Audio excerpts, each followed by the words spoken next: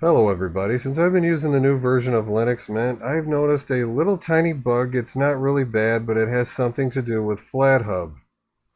Now, I'm sure you've noticed when you're on Flathub and you click install, you get these files called flatpakrek. That's the extension.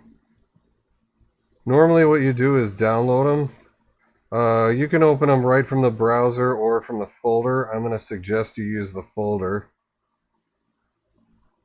Now here's the bug. It used to be that when you double click on these, it actually opens the corresponding page in the software manager.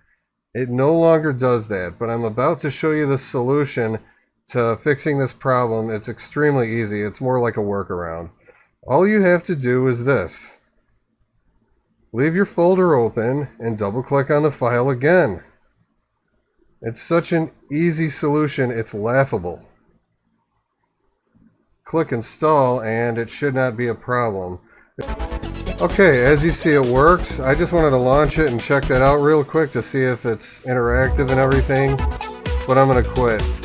My goal is not to demo this right now. I just wanted to show you this very easy solution to actually getting the software to appear in your software manager. Thank you for watching this video, and I'll see you guys in the next one.